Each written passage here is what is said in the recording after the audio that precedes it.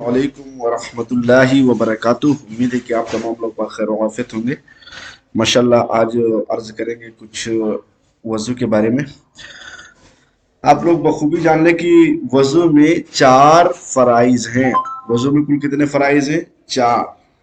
कितने? चार फ़राइज़ हैं। हमारे बहुत सारे इस्लामी भाई वज़ू के फ़राइज़ और वाजिबात और गुस्ल वगैरह जानते ही नहीं है। ज़ाहिर सी बात है, जब आप तुम्हें ये सब मालूमात नहीं होंगे तो आप कहीं न कहीं कुछ न कुछ गलत करेंगे, जिसकी बुनियाद पर हमारी नमाज़ें नहीं होंगी। लिहाज़ा तमाम इस्लामी भाई ये बात याद रखें कि वज़ू में चार फ़राइज़ हैं। इन चार फ़राइज़ का मतलब होता है कि इनमें से कहीं भी कोई कोताही अगर हुई या कोई भी फ़र्ज़ छूट गया तो हमारा वज़ू अनकम्प्लीट है, इनकम्प्लीट है। जब वज़ू नहीं होगा तो नमाज नहीं होगी।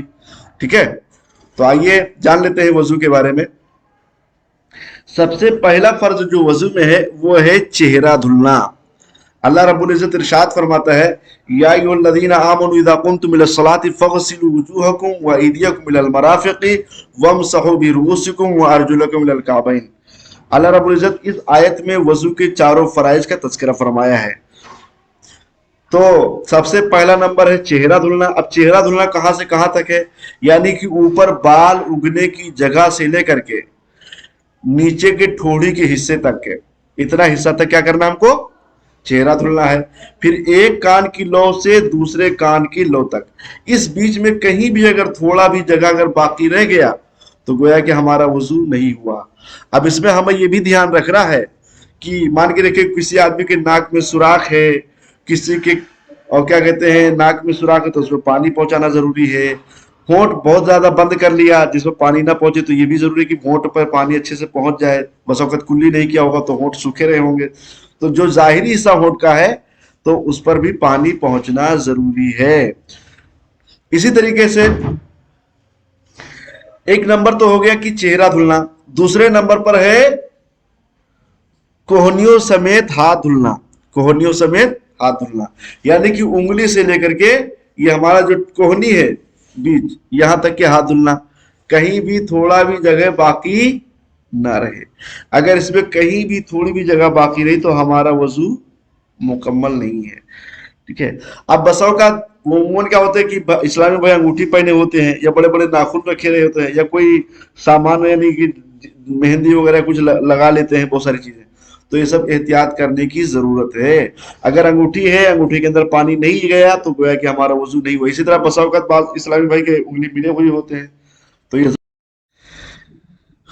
इसी तरह बाज इस्लामी भाई के उंगली मिले हुए होते हैं, और उंगली मिले हुए होने की वजह से क्या होता है कि पानी अंदर तक नहीं पहुंच पाता है। अगर पानी नहीं पहुंचा तो सोच लीजिए कि हमारा वजू नहीं हुआ।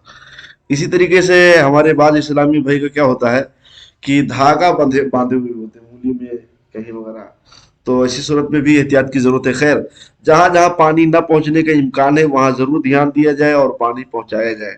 अगर पानी नहीं पहुंचेगा तो हमारा वजू नहीं होगा। आइए तीसरे नंबर पर है सर का मसा करना। सर का मसा करना तो खैर बहुत आसान है, तो आदमी आसानी से कर लेता है, उसमें कोई दिक्कत नहीं होती है।